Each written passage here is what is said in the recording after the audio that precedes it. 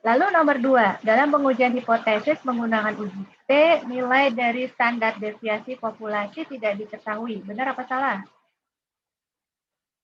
Benar apa salah? Benar. Ya, betul sekali ya. Kalau pakai uji Z kan kita tahu semuanya ya, tapi karena kita pada kenyataannya nggak tahu, maka kita pakai uji T karena kita tidak tahu. Ya, jadi ini jawabannya adalah benar.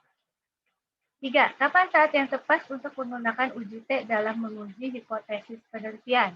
Nah, ini lanjutan dari pertanyaan sebelumnya. Kapan? Pada saat apa? Saat rata-rata populasi dan standar deviasi populasi tidak diketahui. Benar sekali. Jadi rata-rata populasi nggak tahu, ya. Standar deviasi juga nggak tahu. Ya. Tapi biasanya yang paling penting itu adalah standar deviasinya itu nggak diketahui. Karena rumusnya itu tadi kan ada dibagi standar deviasi itu. Ya. Nomor 4, derajat bebas diperlukan dalam pengujian hipotesis menggunakan uji T. Benar nggak? Benar, Bu. Betul sekali ya. Betul sekali.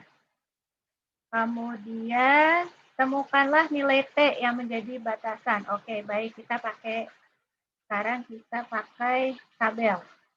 Bentar, ya.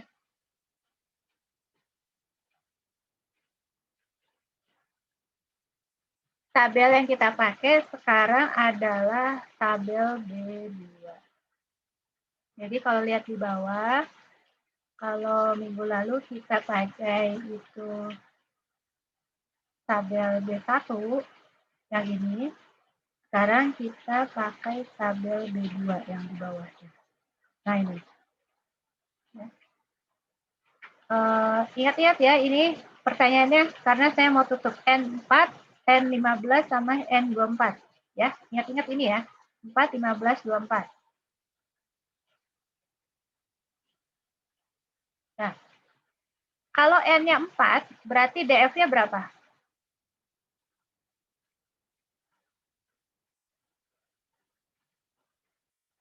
Berapa DF-nya? Ingat 3. Ya, betul sekali. DF itu adalah N-1. Jadi 3.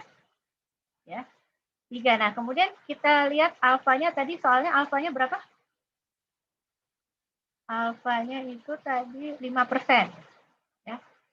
5% ujinya satu pihak apa dua pihak? One tail apa two tail? Ini tadi dua arah ya. Dua arah. Dua arah dengan alfa 5%. Ya. Oke, dua arah dengan alfa 5%. Nah, lihat di atas. Yang di atas ini adalah proporsi untuk one tail. Sementara yang bawahnya adalah proporsi untuk two tail. Ingat ya, kalau two tails-nya 5%, maka 5% ini dibagi 2. Jadi total daerah ini dan ini itu 5%. Bukan satu, ini 5%, ini 5%, bukan. Tapi total ini dan ini 5%. Itu kalau two tails. Berarti yang di sini itu 2,5. Ya kan? Makanya ketika di sini proportion of one tail, kalau di bawahnya 5%, maka di atasnya ini 2,5%. Ya. Jadi separuhnya kalau one tail ini ya gitu. Ya, 50%, atasnya 25%. Kalau 20%, atasnya 10%. Ya. Tadi two tails, dua arah untuk 5%. Berarti kita lihatnya di kolom yang ini. Two tails untuk 5%. Lalu DS-nya 3. Nah, ini adalah proporsinya. Proporsinya berapa ini? 3, aduh, bisa dilihat aja ya. 3,182. Lalu N berikutnya berapa? 15, Bu. 15. Berarti DF-nya berapa? 14. Ya, 14. Ya. Nah, 14 sini 14. Kita ambil ke kanan ya. Nah, karena tadi 5% untuk two tails, 2 arah, berarti hasilnya adalah T-nya 2,145. Gitu ya. Terus N berikutnya berapa? 24. 24. Oke, kalau gitu berarti TF-nya berapa? 23. Ya, betul, 23. Nah, kalau 23 berarti ini. 2,069. Gitu ya. Itu karena tadi 2 arah dan 5%. Kalau nanti 1 arah 5% berarti lihatnya yang ini. Gitu ya. Sampai sini gimana cara lihat tabel? Cukup jelas? Ada yang mau ditanya? Perlu diulang? Jelas, Bu. Oke. Ya, nanti kita coba pelajari lagi setelah Anda mencoba latihan soal. Sekarang kita bahas lagi mana tadi soal.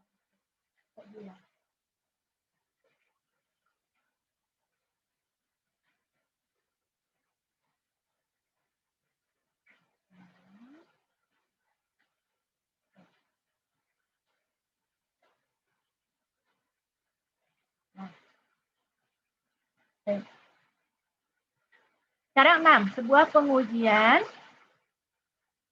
pengujian T memperoleh data sampel dengan N sama dengan 4 dan NS sama dengan 300. Maka berapakah varian sampel dan estimated standard error untuk rata-rata sampel tersebut? Nah, bagaimana caranya?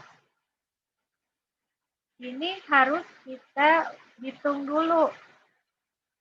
Ya. Varian sampel tadi rumusnya gimana?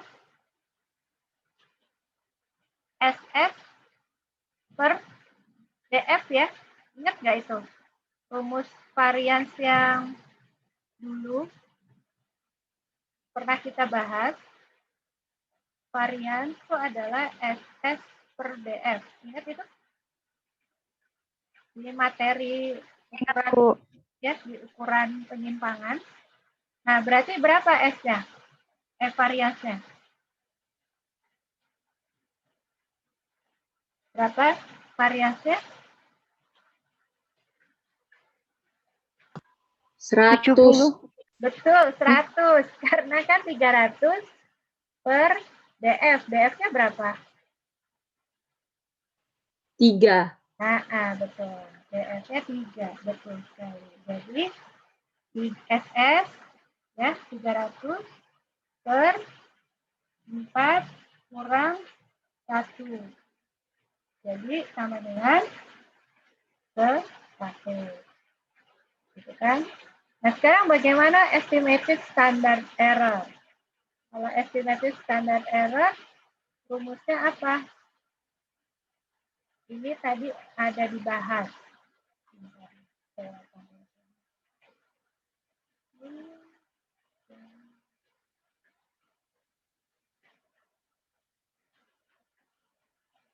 Nah, ini tadi sudah ada di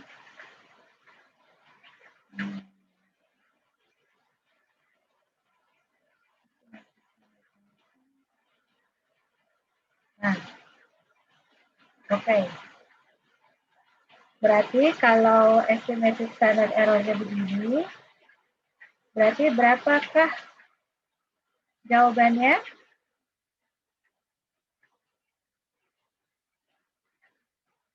Nah, berapakah SM-nya?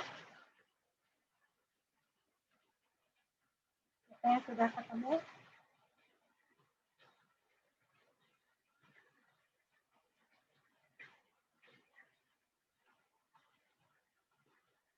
Ya, berapa? Mau pakai S. S-nya kita udah tahu ya tadi, S kuadratnya 300. S kuadrat 300. Kalau S ya berarti akar dari 300. Terserah mau pakai rumus yang ini atau mau pakai rumus yang ini. N-nya 4. Berarti berapa?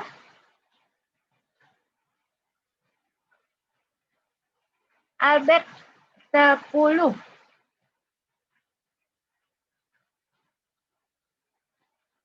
Uh, 5, Bu. Iya, 5, Beb. Kenapa bisa jadi 10, Beb? Kan ini 300 dibagi N-nya berapa? 4. Kan 300, 100, tadi kan, sorry. Ini kan 300. Iya tuh aku kok jadi salah ngomong terus. 100 dibagi 4, Bu. 100 dibagi 4. Tuh kan. Belepotan ngomongnya.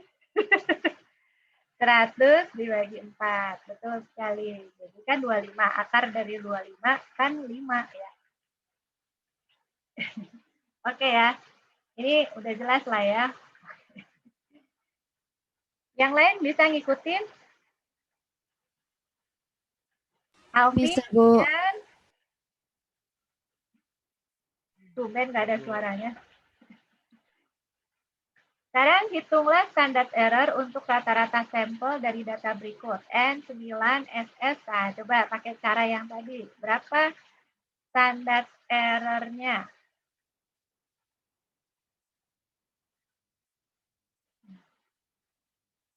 Kita udah ketemu.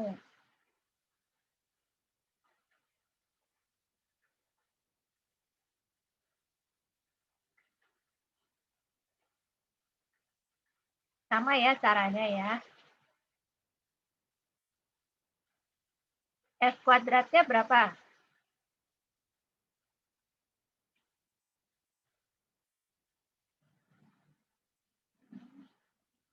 Jawabannya 4. Iya, betul sekali, Eglin. Kamu cepat sekali ngitungnya. Ya, betul sekali. S kuadratnya adalah 144. Ya, betul. Jadi jawabannya adalah 4. S kuadratnya. Sama ya caranya ya. Oh, Eglin kalkulator. Iyalah. Pasti dong ya. Ngapain ngitung manual? Pakai kalkulator saja. Semakin besar nilai derajat bebas, ya bentuk dari distribusi T semakin mendekati bentuk distribusi normal. Benar nggak? Betul nggak?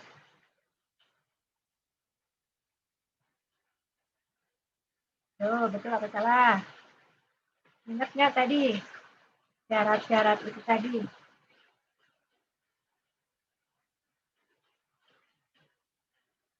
Tuh, siapa yang masih ingat? Pembahasan tentang ini. Gimana? Semakin besar nilai derajat bebas, bentuk distribusi T akan semakin mendekati bentuk distribusi normal. Benar nggak? Betul? Apa salah?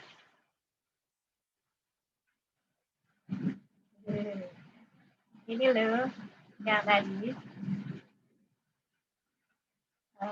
Ini slide-nya kelihatan kan? Slide-nya kelihatan nggak? Kelihatan, Bu. Kelihatan, Bu, kelihatan. Ya. Jadi kalau semakin besar N-nya, semakin mendekati distribusi normal nggak? Iya, Bu. Ya, semakin mendekati, makanya syarat tadi ada yang mana tadi? Nah, dengan sampel yang besar, asumsi ini bisa dilanggar. Kenapa? Karena sampel yang besar itu bisa dianggap distribusinya normal. Ya. Jadi kalau begitu, nomor 8 ini jawabannya benar apa salah? Benar. Hah? Salah. Loh, kok salah? Kenapa salah? Semakin besar nilai derajat bebas itu kan derajat bebas itu sama dengan apa? N min 1.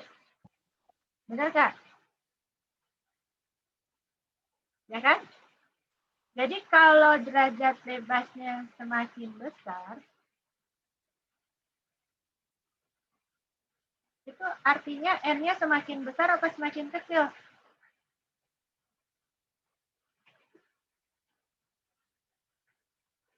Semakin besar. Betul. Semakin besar. N semakin besar. Nah, kalau N semakin besar, apakah dia akan semakin mendekati distribusi normal? Iya, Iya, Bu. Bu. Iya, jadi ini benar apa salah nomor 8? Benar.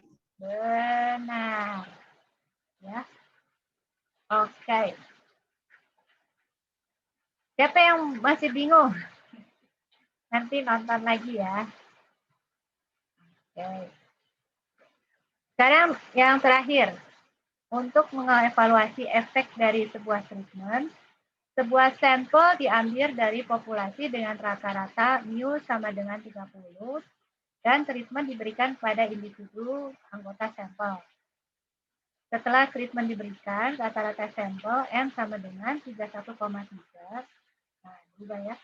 Dengan standar deviasi sigma sama dengan 3. Jika sampel terdiri atas N 16 individu, apakah data cukup memadai untuk menyimpulkan bahwa treatment mempunyai efek yang signifikan menggunakan hipotesis dua arah dengan alfa 0,05? Gimana caranya? Yang pertama, cari dulu di tabel. Ya kan? Di sini N-nya 16. Ya, informasi-informasi yang kita punya adalah N15, hipotesisnya dua arah, dan alfanya 5%. Ya. Coba cari di tabel, berapa T-tabelnya? Berapa T-tabel? Untuk N16,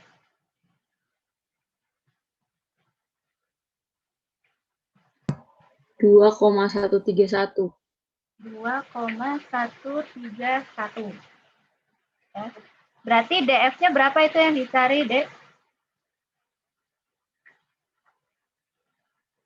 15, Bu.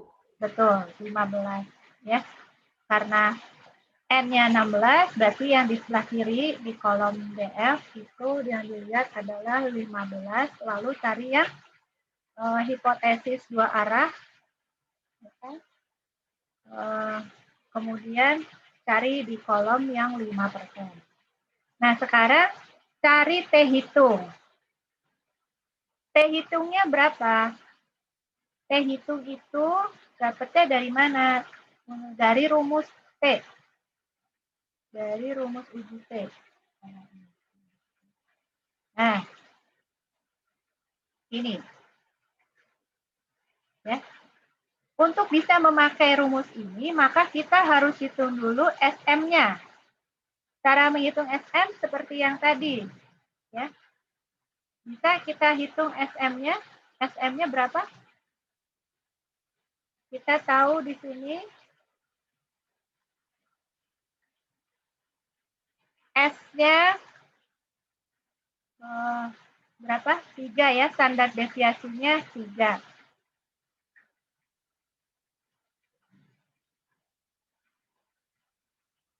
Nah, berapa SM-nya? N-nya 16. Pakai rumus yang tadi, yang kita udah bahas di atas itu tadi.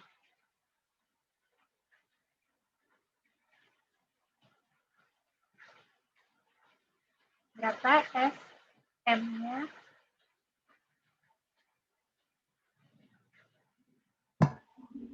.75, Bu. Betul, 0,75. Betul sekali. Ya. 0,75. Ya, dapat dari mana itu tadi? Akar dari 3 kuadrat. 16. Ya, 3 kuadrat dibagi 16 ya. Betul ya? 0,75. Setelah itu kita masukkan ke dalam rumus ini. Kita dapat T-nya. Yaitu T sama dengan M-nya kita tahu 31,3 dikurangi mu-nya 30 dibagi 0,75. Berapakah gerangan?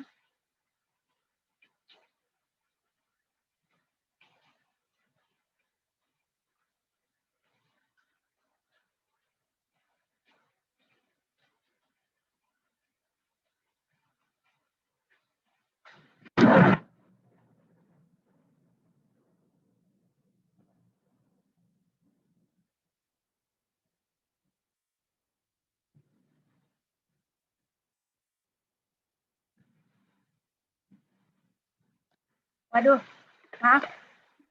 Saya ganti. 1,733. Aduh, saya ini loh kesetrum loh. Kesetrum loh.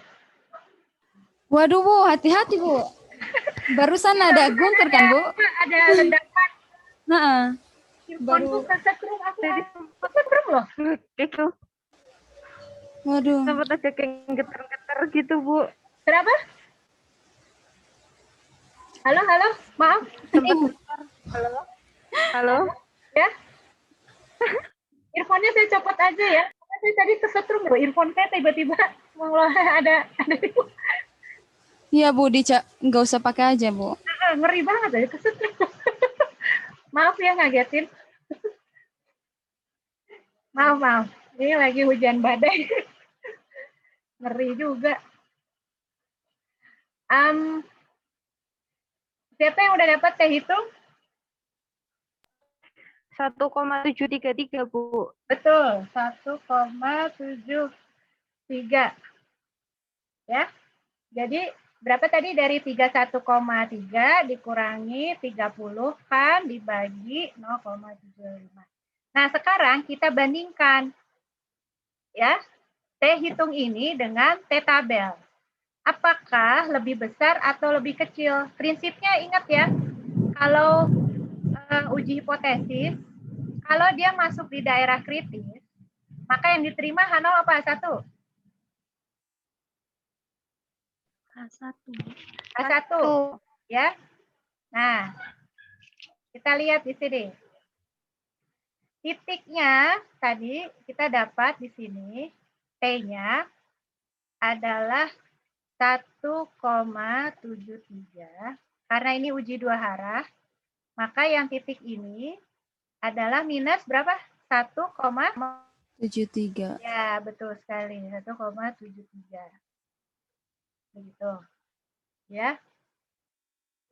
Nah, sekarang dengan N16, T-nya, T tabelnya 2, maaf. Ini bukan, maaf. Keliru. Bentar. Aduh, geluduknya serem amat. Sorry. Jadi ngaco aja, gara-gara geluduk. Di sini adalah minus 2,131. Ini T tabelnya kan. Di sini adalah 2,131. Itu kan T tabelnya. Ya, untuk N sama dengan 16. Hasil uji kita, T hitungnya adalah 1,73. Nah, 1,73 itu ada di daerah penerimaan ini, H0, atau di daerah penolakan H0.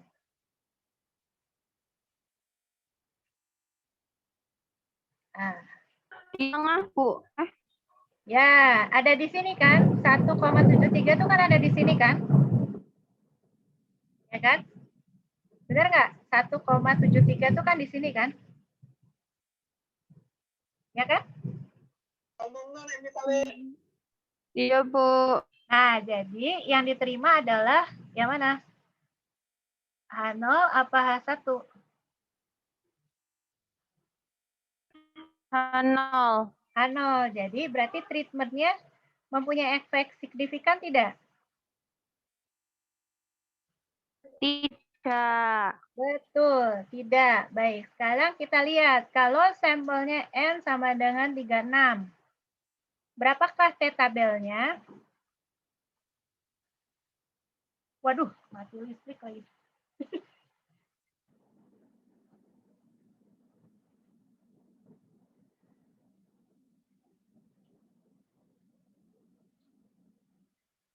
Sekarang benar Desri, mati lampu. Iya, sekarang di tempat saya juga lagi mati lampu nih barusan. Semangat, semangat. Ya, nanti kalau memang ada kendala kita koordinasi lagi ya. Oke. Sementara kita lanjutin dulu deh. Sebisa kita. Coba dilihat. Kalau N-nya 36, T tabelnya berapa?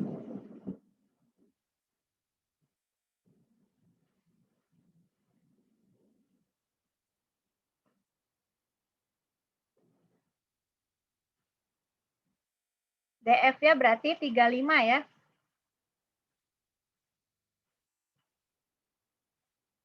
Adanya langsung ke 40, Bu. Itu gimana? Nggak apa-apa. Berarti kita pakai yang bisa yang 40 atau yang paling dekat dari situ apa? Ada lagi nggak? 30 langsung ke 40, Bu. Ya, nggak apa-apa. Kita pakai salah satu. Ya, untuk sekarang kita pakai yang 30 aja. Coba kita pakai 30. Tabelnya berapa?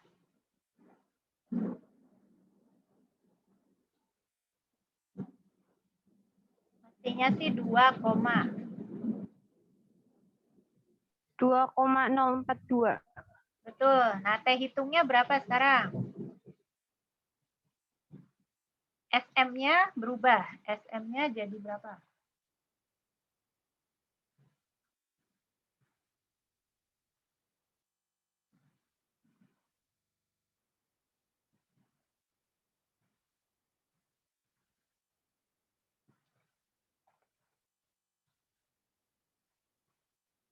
SM-nya adalah, kan ini 3 kuadrat, dibagi N-nya sekarang 36. Jadi akar dari 9/36.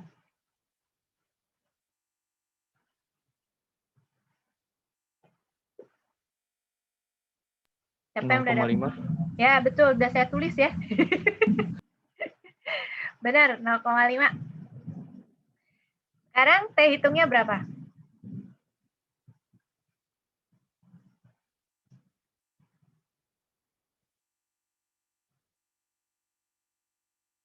T hitungnya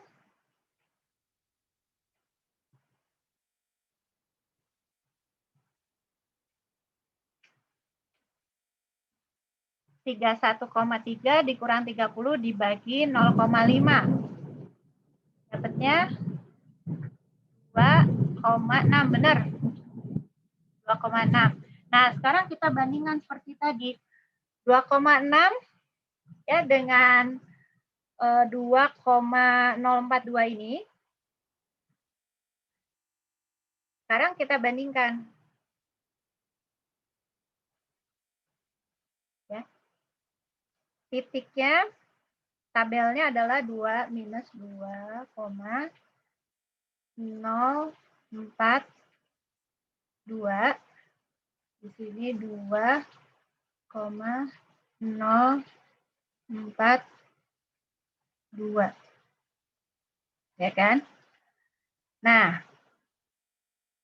si 2,6 tuh ada di daerah kritis atau di daerah penerimaan Hano?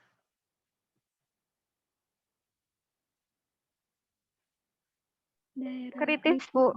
Nah, betul. 2,6 ada di sini kan? Berarti yang diterima apa? H0 apa H1? H1. Betul, H1. Jadi, kalau gitu treatmentnya mempunyai efek yang signifikan tidak?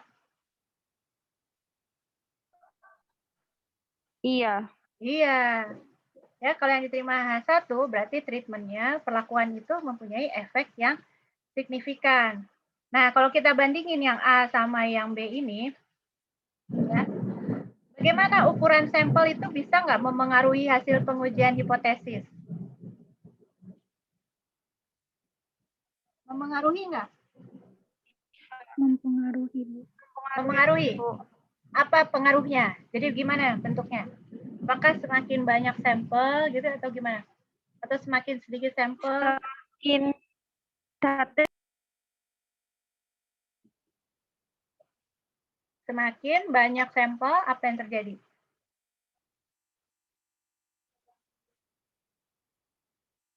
Maaf Bu, dapat tiru Bu. Iya, oh.